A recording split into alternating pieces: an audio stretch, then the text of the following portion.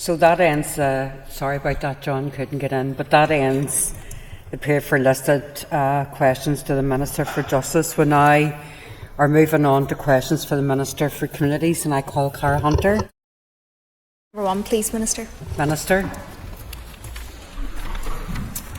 Principal Deputy Speaker, a ban on so-called conversion therapy will require legislation to be agreed by the Executive and passed by this House. There are no definitive timescales for this. Thank you, Madam Principal Deputy Speaker. I thank the Minister for his answer. Minister, recently a study on conversion practices in Northern Ireland was published, and it showed that 7 out of 10 people had endured conversion therapy via a faith-based practice. Can I ask the Minister what his assessment is of this newly published study? Does he acknowledge the importance of banning conversion therapy, and will he commit to this House to banning it within this mandate? Thank you. The member for her question. In relation to the report, it is one that I have received. I have started it, haven't made the way through it yet. It'll be an important part of the overall evidence base that we have, but it'll be by no means all that we need. So I look forward to taking evidence from a number of sectors so that we can take this legislation forward. Thank you, Principal Deputy Speaker, and I thank the Minister for his answer so far. I appreciate that the Minister is taking views from other sectors.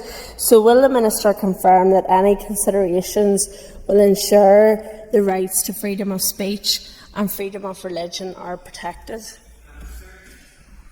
Yes, the member is absolutely right to highlight this. We clearly need to protect people from coercive, abusive and humiliating practices, but that must not be at the expense of freedom of expression, freedom of belief, freedom of religion or freedom of speech. And that's why it's so important that we have a proper definition of what conversion therapy actually is, because I think that's what's tripped people up in the past and led to unintended consequences. I think that's why we have had a number of problems in other legislatures that have been trying to get legislation like this through, but have had to grapple with some of those rights issues as well, so it's important that we do get it right. I call Owen Tennyson. Thank you, Madam Deputy Speaker. Forgive me if I've missed it, Minister, but I'm not sure that you've actually answered the question. Will we see a ban on conversion therapy in your department's legislative programme, and when can we expect that legislation in this House? Minister. I say to the member, I don't have timescales for that yet. Obviously, there's another process to go through yet of getting more evidence, of consultation, but ultimately I can't give a timescale because this is something that will need to be agreed by the Executive and then by this Assembly, and that's not something that I'm able to give a definitive timescale around at this point. Call Doug Beattie. Thank you, Madam Deputy Speaker. Minister, in April 2021, this House debated a motion that I brought forward on the harmful practices of conversion therapy, which passed with a clear majority. Therefore, can I ask the Minister to outline in detail what his department has done since that vote was taken? Minister. Well, clearly there has been work ongoing. My predecessor commissioned and funded a report. Academics have taken that forward. I've only just received this report. I understand that my officials have also been working with colleagues in other jurisdictions to learn from their experiences, and there will obviously need to be further stakeholder engagement as we move forward. I call Jim Allister.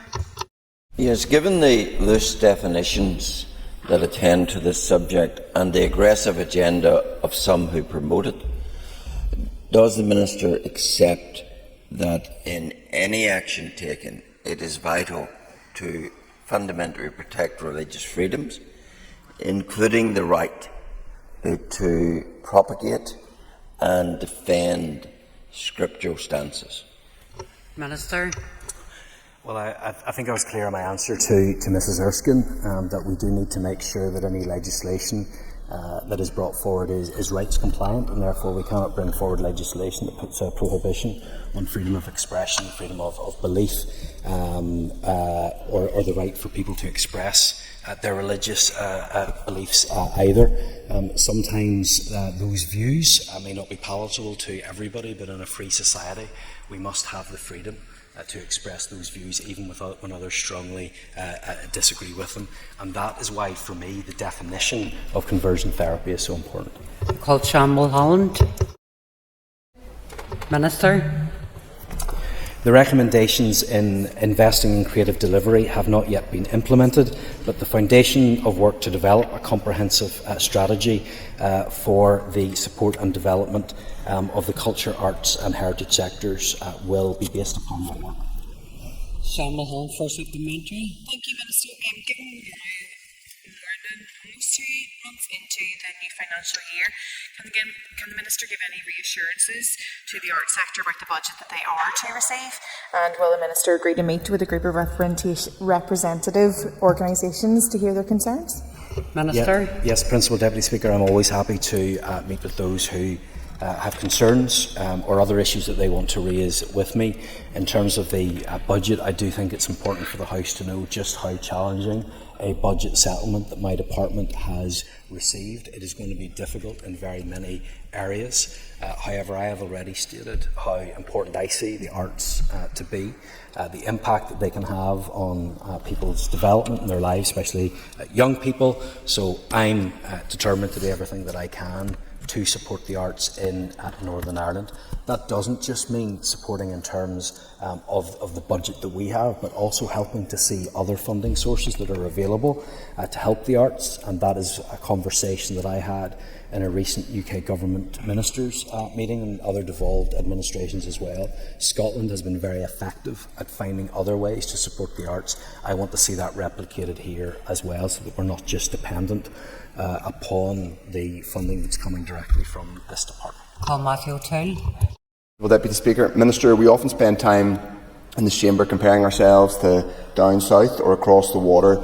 One area where there is no comparison is in relation to arts funding. We spend less than half of what Wales spends, which is the lowest spender in the UK. We spend a fifth of what the Republic of Ireland spends on arts, and over the last decade the arts sector has had their budgets repeatedly slashed. I understand budget pressures are where they are, but can I ask that the Minister will look creatively at other sources of funding, for example shared island funding, for example financial transaction capital, or even would he agree to ask the Economy Minister and Finance Minister to discontinue our subsidisation of non-existent flights for £2.5 million per year to North America, so that we could give that money to our struggling artists? Look, any of those questions? Well, look, obviously it's not for me to encroach on the work of other government departments. However, I do agree that there is a disparity in terms of what we spend on the arts. The members quoting the Arts Council or equivalent bodies, we do spend a little bit more than that in some of the other sectors, but I do take the point that our spend here is lower, and it's not the fairest comparator, but I think it does indicate and is a consequence of the funding cuts that have taken place over a number of years. So I absolutely want to be in a position to protect the arts, and as the member has alluded to, I am looking for alternative sources as well and other ways in which we can support the arts to be sufficient, and other income streams where possible. I call Keith Buchanan. Deputy Speaker, thanks Minister so far for his answer. Minister, do you recognise the need to ensure that arts funding is distributed in a fair and impartial manner across Northern Ireland, including rural areas, and the support for marching bands? Yes, absolutely. I do. I don't think that the arts should be the preserve of any one community, any one area, or any one town or city. I want to support the arts right across Northern Ireland. I want to ensure that we can support the development of the arts, the sustainability of the arts, and encourage them to develop in areas perhaps where they haven't been as strong as they have in the past. That's something that I am committed to doing. The member has specifically highlighted the issue of marching bands. At the end of the financial year, I was able to allocate a small sum of additional money to help marching bands across Northern Ireland, because I understand the value that that brings, especially to young people that might not otherwise be involved in the arts in any other way.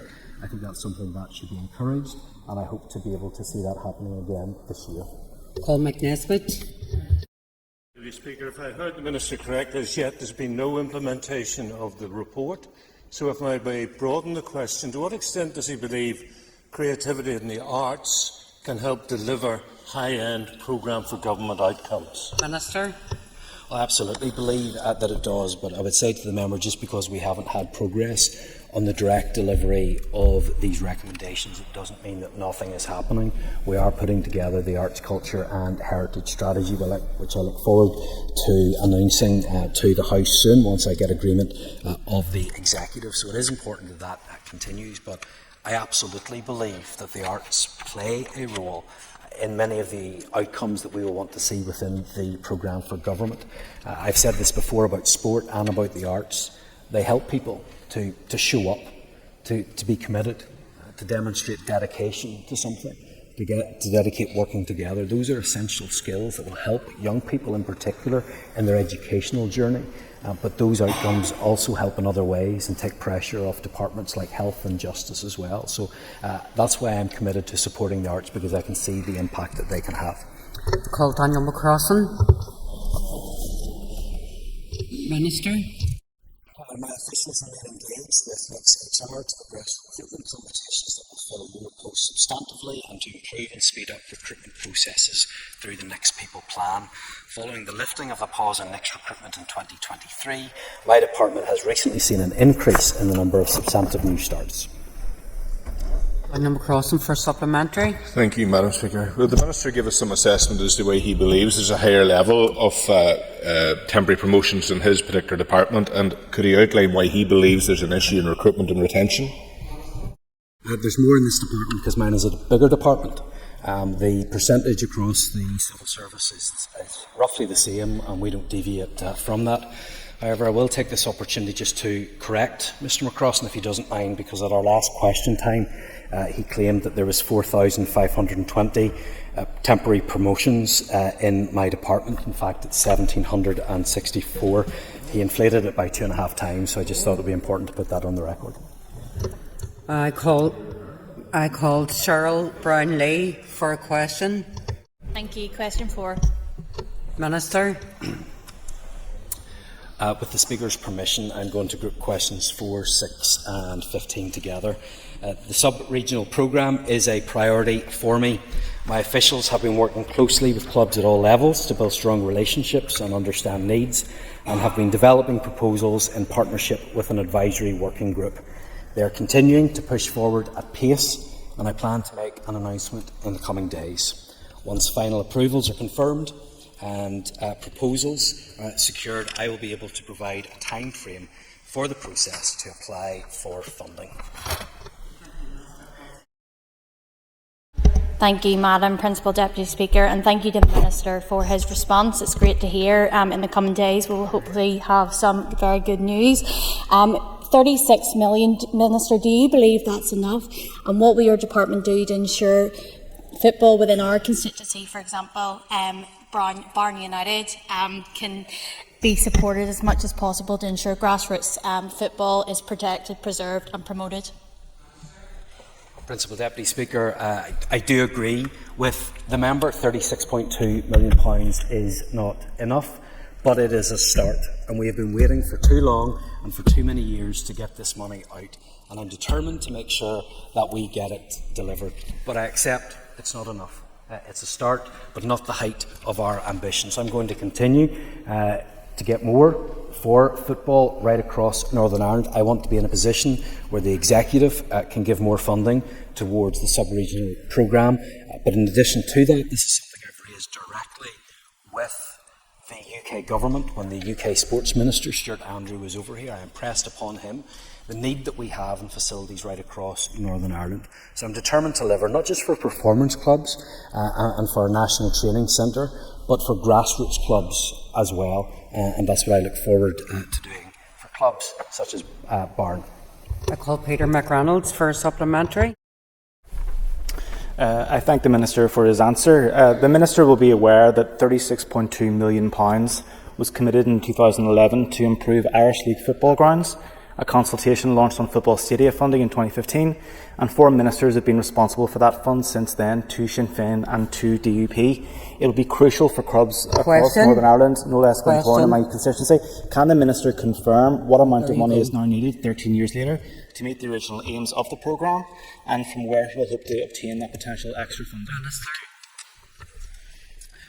We needed substantial more money, much more than £36.2 million. That's why I'm determined that we set out a long-term plan for football. This is a start. This £36.2 million I want to see dispersed soon, but it's not the height of our ambition. We will need more, and I look forward to working with clubs to deliver that Premiership and grassroots as well. I call Alan Chambers for supplementary. Minister, additional funding has been reported with a speculative figure of £100 million mentioned. Given the financial pressure on your department with the Casement Park project, is this additional funding for football achievable? Minister. Well, I'm not looking at the short term. I'm not looking at the next 2 or 3 years. I'm looking at the longer term process for this. And that was a sum of money that was committed back in 2011, and nothing extra has been added in that time. So yes, I do believe that we can and should ensure that football has what it needs, not just so that we can meet the needs of young people, but it is an investment in our future as well, because getting more people more active more of the time is key for me, because it will have impacts on our health service and education system and justice system as well. This will be a good investment, and I look forward to delivering it. I call Paula Bradshaw.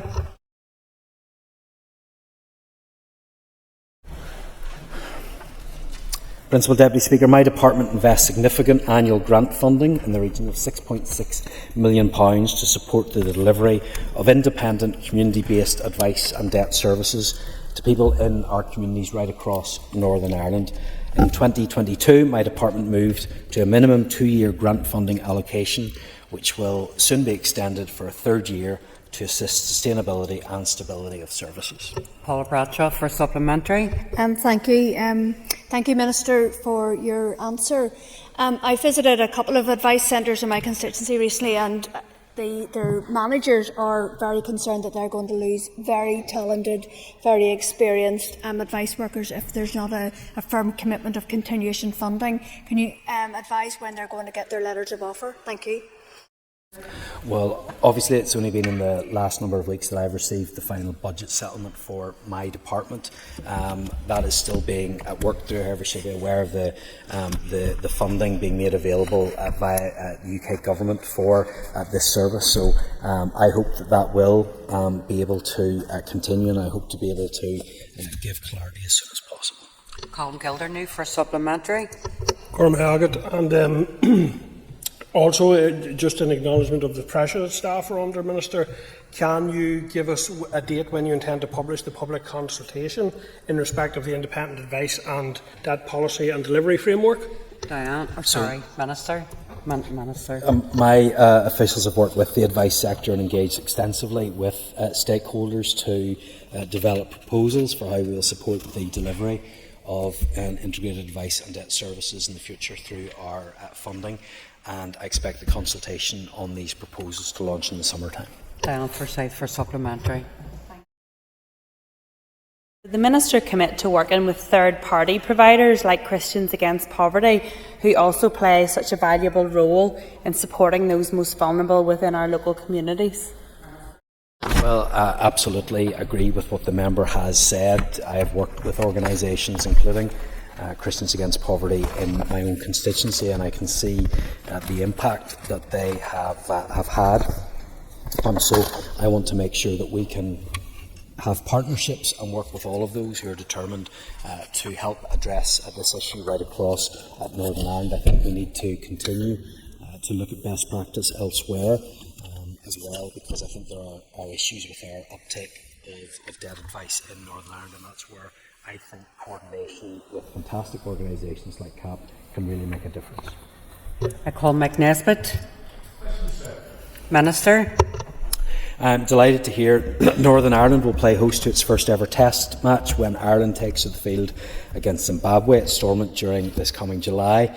and we know how important this is, what a feather in the cap it is for Northern Ireland as well. Sport NI's Chief Executive has confirmed that over the past 5 years, a total of just under £1.4 million has been provided to Cricket Ireland as the governing body for cricket. In addition, a total of 151 service days for sporting expertise has been provided since 2021 to Cricket Ireland team members. I welcome any contact from Cricket Ireland to discuss their plans. However, I would stress that there still is uncertainty regarding my department's budget allocation and what additional support could be provided. Call Mike Nesbitt for supplementary. I thank the Minister for that answer. Just to clarify, is he basically opening the door for a meeting with Cricket Ireland to discuss the Test match and its funding? I'm more than happy to meet with Cricket Ireland. Brian Kingston for supplementary. Principal Deputy Speaker, and wish to ask the Minister, does he agree that we need a longer-term strategy for hosting sporting events in Northern Ireland, recognising our proven track record over recent years, including the World Police and Fire Games, the Giro d'Italia, the UEFA Under-19 Women's Tournament, and this summer the UEFA Under-19 Men's Tournament? Minister. Yes, I think we do need a longer-term strategy so that we can host more sporting events like this in the future. If you look back, I think of the Giro in 2012 and what a great success that was for Northern Ireland, really put the spotlight on many of our constituencies. I think that sometimes we can be limited in what we're able to do because we only have certain pots of money that are available in order to assist those that might want to host sporting events, tournaments here in Northern Ireland. So I think it is important that we look at a longer term strategy, and I would also like to see the Executive have a separate funding pot so that we could specifically target and promote and bring these larger sporting events to Northern Ireland. Call Matthew O'Toole. Principal Deputy Speaker, strongly support the Test match coming. As someone who enjoys bowling fastballs at the Minister, I am glad to hear he's open to that. But would he agree with me, further to the previous question from his colleague Brian Kingston, that the biggest potential sporting event that would ever come to Northern Ireland, the European Championships in 2028? In order for that to happen, we have to build Casement Park and it has to be ready on time. He confirmed that he supports the Euros coming to Belfast, and he and his department will do whatever it takes to make that happen. Minister. Well, I'm not so sure about the first part of his comment in relation to his fastballs. I've yet to see evidence of that. However, in relation to the hosting of the Euros, I've been on record as saying I think it would be fantastic if we could be part of that tournament. However, as we know, that is dependent upon funding. That funding is not currently in place, and I await further clarity on that. Okay, I'm going to move to Alex Eason. Number 8. Principal Deputy Speaker, intimidation, whatever form it takes, is unacceptable, as is the impact it can have on the wider community.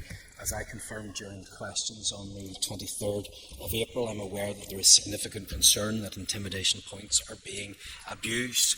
I can confirm that the Housing Executive undertakes a robust verification process to ensure points are awarded to those who meet the specified criteria. However, I believe that change is needed to ensure the victims of trauma or violence, including victims of domestic abuse, are treated more consistently. People who are genuine victims of violence must receive the priority that they deserve, and we must also ensure that the system cannot be abused. As part of the ongoing fundamental review of social housing allocations, I will consider the future options for intimidation points, and the independent research on this subject is close to completion. For supplementary. Thank you. Could the Minister maybe give a guarantee that he'll do a review of all points allocations to try and make sure that points are allocated in a better way than they currently are? The member will be aware of the 20 proposals that were made to social housing allocations. Most of those were implemented. One on intimidation has not been progressed. I am currently considering that. I have indicated that I think there needs to be change in that area. So once we get the report back and I get further evidence based, I'll make a decision. Jonathan Buckley for supplementary. Deputy Speaker, Minister, constituents who continue to engage with me continue to be plighted by antisocial behaviour in some of their communities. What can the Minister do in his department to ensure that we hold both housing executive and indeed housing associations accountable for those that commit antisocial behaviour and plague local communities? Well, the member's absolutely right to raise this issue because it is of huge concern to many people who are having to live through some horrendous examples of antisocial behaviour whose health and mental health are being impacted because of the behaviour of some of their neighbours. Now, in some instances, the housing executive and housing association will have the tools that they need, and I want to make sure that they are using those tools to crack down on those that are causing issues. But if there is further work that needs to be done in this area, if they need additional tools, I am more than happy to help them, whether that's legislatively or in any other way, because I'm sure we've all had experience of good people who are terrified of living in their own home and can't get anywhere else to go because of just one or two problem people, and there should be no tolerance for that whatsoever. I call Connie Egan. Deputy Speaker. Minister, you had said that you condemn intimidation in all its forms. So would you agree with me that domestic violence and abuse is some of the most traumatic intimidation a person can face?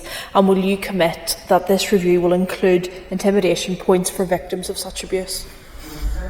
It's absolutely right for this issue to be raised again, as it has been before.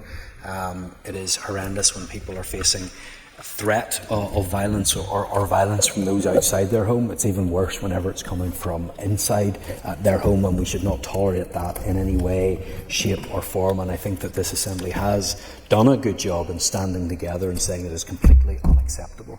And that is absolutely right that we do that. So of course I want to make sure that people that are facing this horrendous situation get all the help that they need, and that should be incorporated into how we allocate social housing. Call Pat Sheehan. Please. Minister.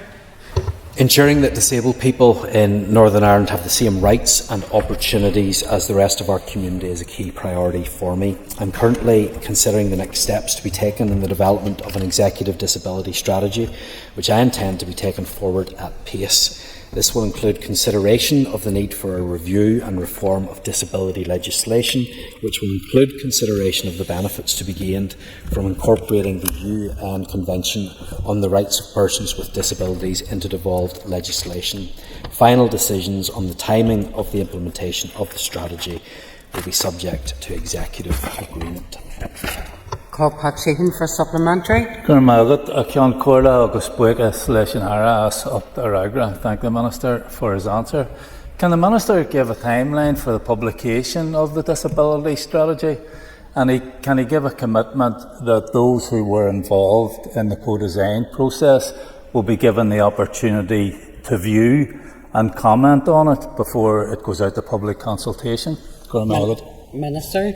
Well, obviously, it's really important that we have those that were helping with the co-design of the strategy be kept up to date with what's happening, and for no other reason than to be a good sounding board for what we eventually come to. So I'm more than happy to take this forward and to discuss this further with those interested parties. I don't have a timeline yet for the disability strategy, but it is something that is important to me and something that I hope that we can progress at pace. Call Neil McAllister for supplementary. For his answer so far, and I just want to ask, with regards to any recommendations contained within the strategy, do you anticipate that you will do an overarching piece of legislation, or can we make headway on a number of recommendations already before the strategy is outlined, because it's already there and it can be done?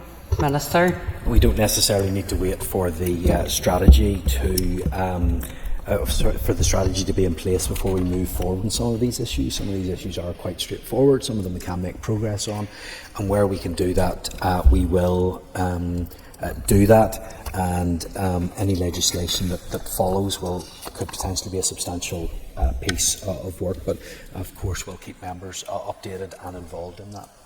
Call Robbie Butler.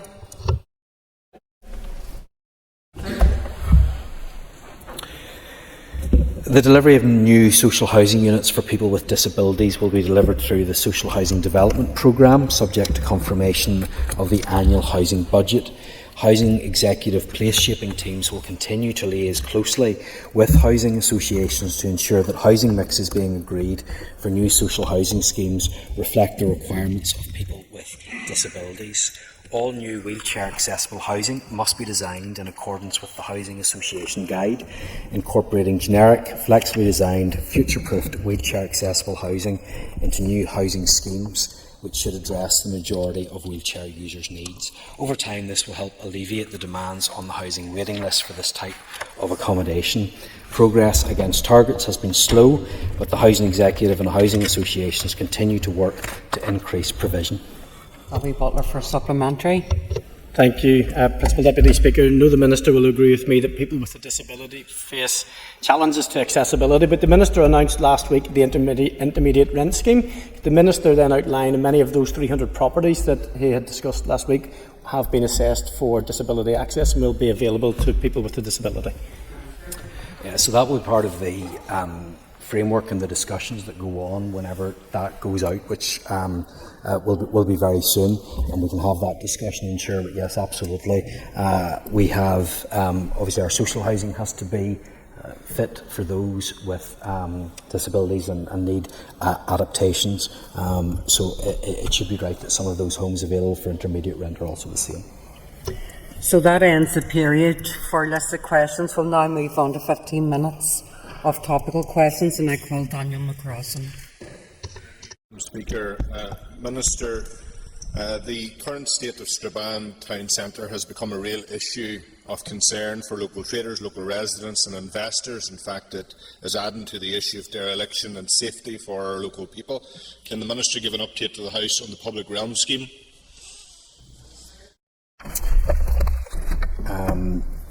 My department is working closely with Derry and Strabane District Council in relation to its city deal proposals for regeneration. The Council have now submitted the outlined business case for the Strabane Town Centre regeneration for approval. For supplementary.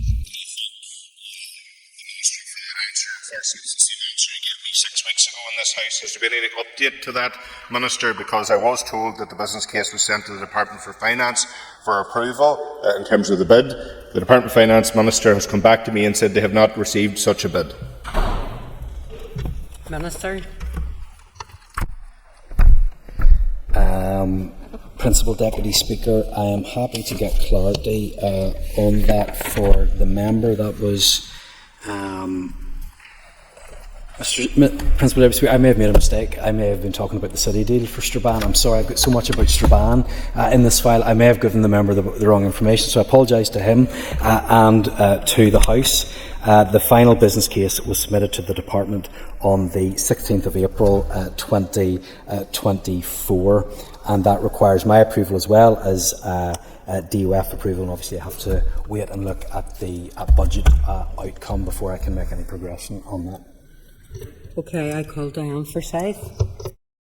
Principal Deputy Speaker, could the Minister please give his assessment of the performance of HED as a statutory consultee within the planning system? Minister. Yes, in terms of HED, the current target for the Historic Environment Division is 75% within 21 days, and I'm disappointed that this has fallen from 54% in 22-23 to 37% in Q3 of 23-24. And whilst this can be attributed in part to issues with the new planning portal, I recognise that this isn't good enough. Diane Forsyth for supplementary. Thank you, and thank the Minister for his response. What's the Minister going to do to improve this? Well, first of all, I do want to accept that I recognise that improvement is necessary and this isn't good enough. It has fallen well below expectations, and I never want to be in the position where HED is acting as a barrier to development and to growth unnecessarily just because of delays within the system. So I have instructed officials to look at this issue. I want to make sure that they are properly resourced, that they are getting the issues in terms of the interface with the planning portal right. I want to make sure that advice is given to applicants beforehand. But I also think it is important that we implement policy in a reasonable and proportionate way. I believe that we can protect our historic environment without being an inhibitor to growth, and that's really important. Thank you. I call Owen Tennyson. Thank you, Principal Deputy Speaker, and thank you to the Minister for his answers so far. Minister, can I ask why your department isn't intervening earlier to prevent recipients of carers allowance accumulating significant overpayment debt after breaching their weekly earnings cap? Minister? Yeah, I know that this is an issue of concern. I recognise the difficulty that it has caused for many people as well. We remain fully committed to assisting people who are repaying an overpayment debt and who are experiencing financial difficulties, and that support available includes help to develop tailored and affordable repayment plans, waiving an overpayment debt in exceptional circumstances, and signposting people to independent debt advice. And if the member has any constituents that he is concerned about and would like to refer to the department's debt management team, I'd be more than happy to facilitate that. Call Owen Tennyson for supplementary. I'm grateful to the Minister for that answer. Minister, in GB they have a computer system which automatically flags when a carer exceeds their weekly earnings cap. Can I ask, do we have similar here, and if so, is it working properly? Minister? I don't have the specific details on that, but it's something I'm happy to bring to the member about. But he is correct to highlight the fact that we want to make sure that this doesn't happen in the first place. Prevention is always better, and I'm happy to look at that to see what it is that we can do so that this doesn't happen again. I call Tom Buchanan. I ask the Minister to give us an update on the reform of local government. Minister? So I understand that this is an issue of concern. We have had 10 years since the changes that took place in terms of local government. That is something that falls under the remit of this department, and it is something that we will be taking forward shortly. Tom Buchanan for supplementary. Again, and thank the Minister for his response. Would the Minister agree that there is a disconnect between various councils which needs to be addressed? Certainly, if the member has any specific issues that he wants to raise with me, I would be happy to do that. But really, councils, I would like to think that there wouldn't be a disconnect between the councils and the people that they represent. If that's what the member is referring to, I'd be happy to discuss that with him further. Call Robbie Butler. Principal Deputy Speaker, the Minister will be aware that I've written to him in regard to questions around thatched properties. A number of thatched properties, in fact most of them are listed buildings and are protected, and puts an unnecessary burden on the owners. Has the Minister had any negotiations with, for instance, the Minister of Infrastructure in regard to the planning limitations and restrictions? I haven't had any meetings with the Minister of Infrastructure on this yet, but I'm very tempted to. I don't know who is behind this, but a number of members in this House all of a sudden have become very interested in thatched roofs, and I am recognising that through the very, very many written Assembly questions that I am getting on that. So I would be more than happy to take that up with him, if it is something that you think can be dealt with through a change in planning laws to take the pressure off those who are affected. There's none in the new laws, Minister, but anyway, Robbie Butler for supplementary. Thank the Principal Deputy Speaker. And one of the pressures is that any new build is much too expensive to do, and there's a loss of skills, and the Minister will see this. So just to get an undertaking from the Minister to understand the value of the thatched properties that we have and the fact that they are disappearing at an alarming rate, and would the Minister like to give that commitment today? Minister. Well, it is concerning they've disappeared in the new lodge altogether. So that is something that we need to look at. No, look, I'd be happy to see what it is that we can do in order to help in the particular circumstances that he raises. He's also right, clearly, to talk about the skills issue. That's something we're continually dealing with in this department, especially in terms of some of our historic environment monuments, making sure that people have those skills that are necessary. So I'm happy to do that. I call Jim Allister. Having waited in vain since the 27th of February for the Minister to answer a priority written question, can I ask him that question today? Has he any plans in respect of Casement Park to recover profits arising from future commercial use of the premises? Minister. I apologise to the House. I wasn't aware that question had gone unanswered. But in terms of Casement Park, there is a funding arrangement in place that is similar to the funding arrangements that were put in place in terms of Ravenhill and Windsor Park when the funding was made available for the redevelopment there. However, he will be aware that this has moved on considerably since then, and any new arrangement that's come to in regards of Casement Park would require the funding agreement to be looked at again.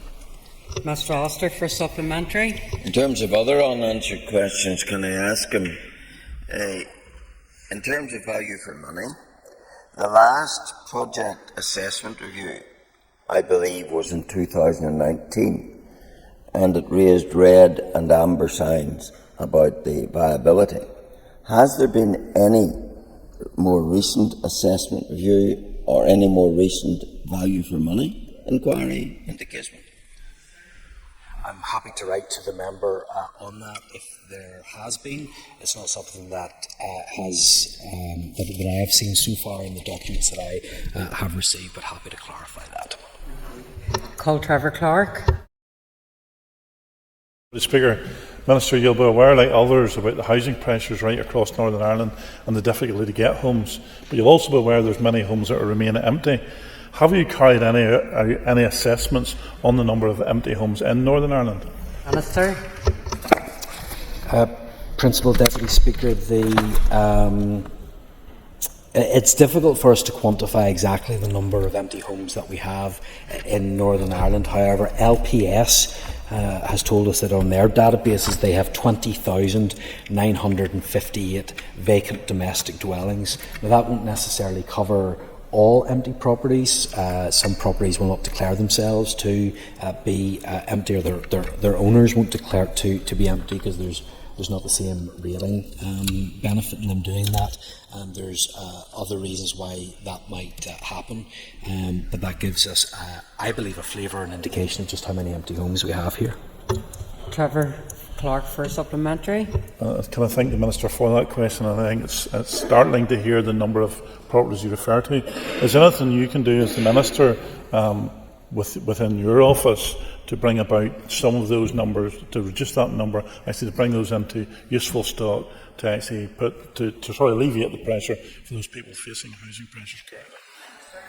The member's aware, I'm sure, in his own constituency, as we all are, of the extreme housing pressures that many people find themselves in. It's something that I'm determined to address. I think that the empty properties are an important aspect of that. Whenever we have constraints in the planning system, restraints in terms of wastewater, we should make use of the properties that we currently have, as well as building more. There's no point these being left vacant. Now, we can do that in a number of ways. First of all, it will be part of our draft housing supply strategy, and we need to look at new and innovative ways, as they have done in other parts of the United Kingdom, in order to encourage those that own houses that aren't being used to allow them to be made available for let or for sale, and that may require some input from government.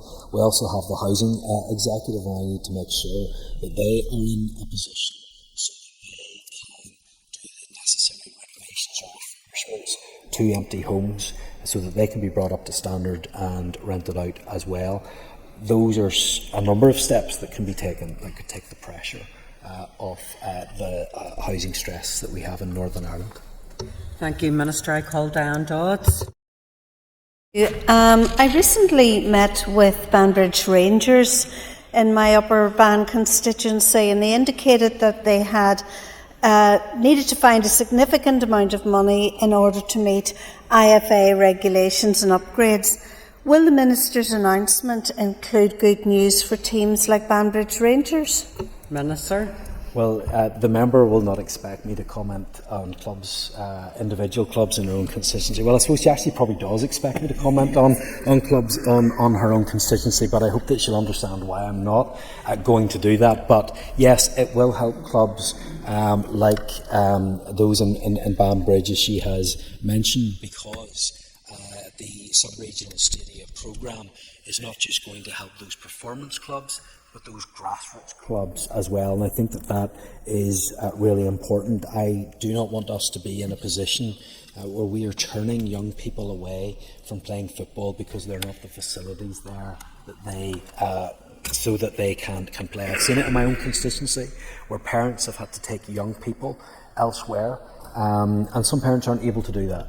And young people are missing out, and I do not want that to be the case. Therefore, I want to make sure that the funding that is available, yes, helps with our National Training Centre, helps with performance clubs, but also helps with those grassroots clubs that do so much good.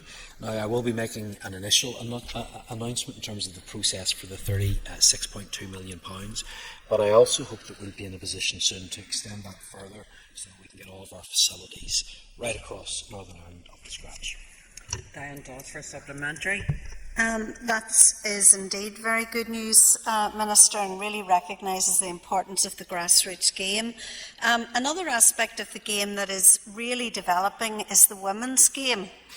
And there is an urgent need, just as rugby has got a significant amount of money to upgrade facilities in relation to changing rooms, etc., etc.